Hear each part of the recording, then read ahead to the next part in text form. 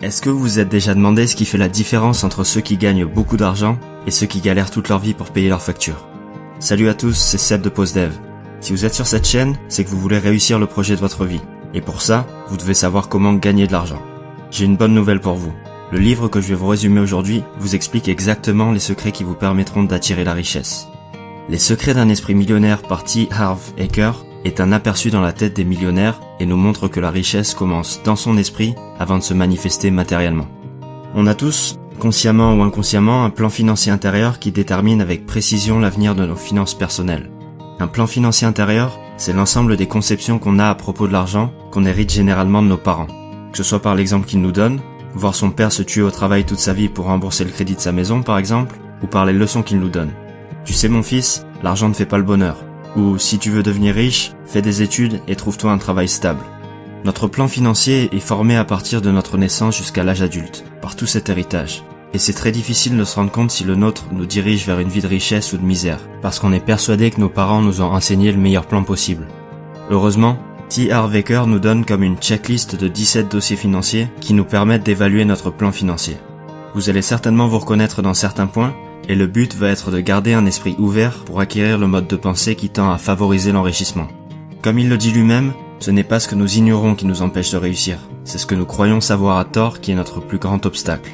On va voir ensemble les 7 dossiers qui me semblent les plus importants, et je vous invite à lire le livre si vous voulez approfondir avec les 10 autres dossiers.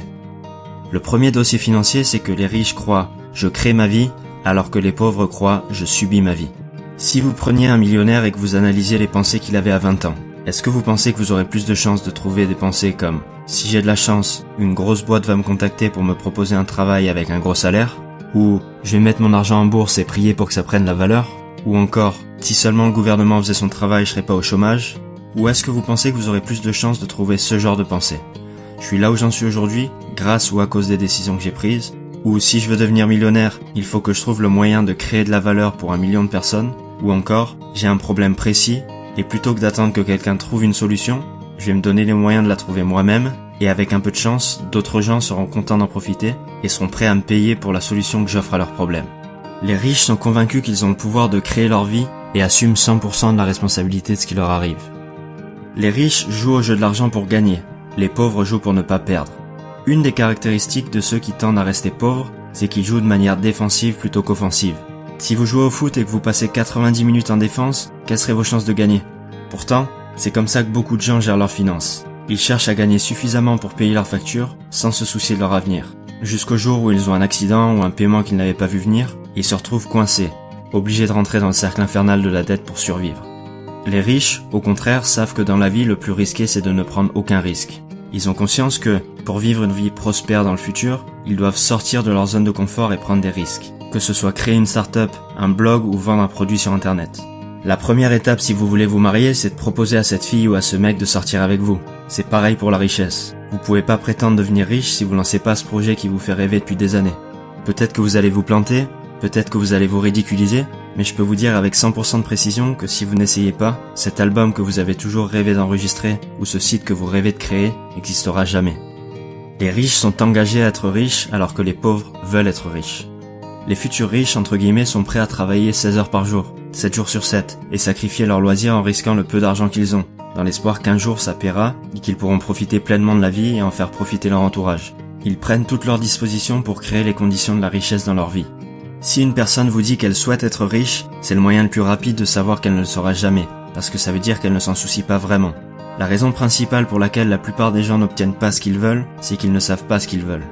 Déterminer avec précision la situation financière dans laquelle vous vous engagez à être dans 5 ans, il y a de fortes chances que vous y arriviez. Les riches se concentrent sur les opportunités, alors que les pauvres se concentrent sur les obstacles. Si le chemin qui se présente devant vous ressemble à ça, qu'est-ce que vous voyez? Les pauvres voient une succession d'obstacles. Les riches voient autant d'opportunités. Des opportunités d'apprendre, de mettre leur expertise à contribution, de travailler sur un projet qui a du sens et qui crée de la valeur, et aussi une opportunité de gagner beaucoup d'argent.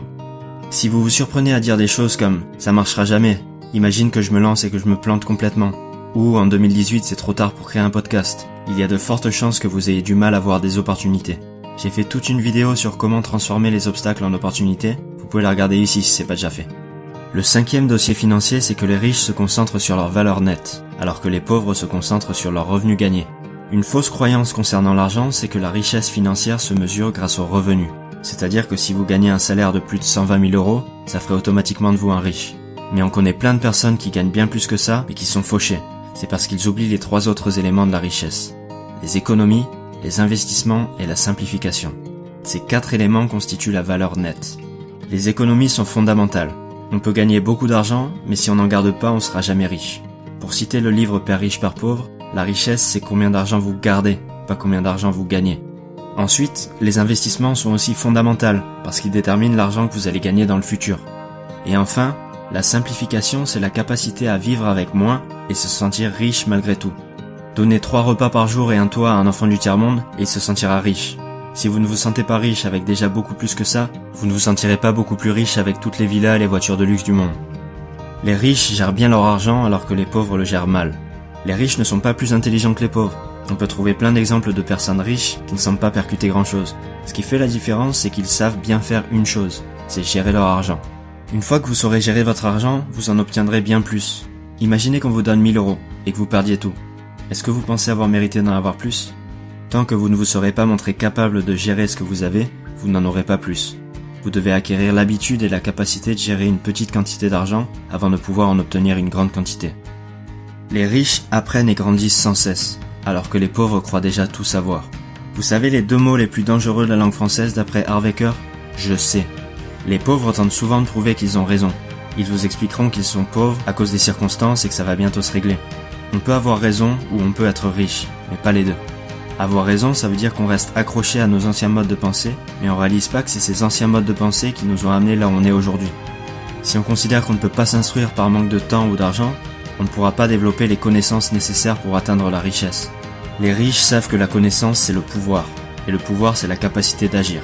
Devenir riche au final c'est pas vraiment chercher à gagner beaucoup d'argent, mais plutôt chercher à se perfectionner soi-même en développant un caractère et un esprit qui nous permettent, indirectement, de devenir riche. Vous en pensez quoi ? Est-ce que votre plan financier est réglé sur la richesse ou sur la pauvreté ? Quel est le point sur lequel vous allez devoir travailler pour mettre toutes les chances de votre côté ? Encore une fois, assurez-vous bien de lire le livre pour découvrir les 10 autres dossiers financiers. Vous pourrez trouver le lien Amazon dans la description si vous voulez l'acheter. Et en attendant, n'hésitez pas à vous abonner à ma chaîne pour pas rater les prochaines vidéos. À très bientôt.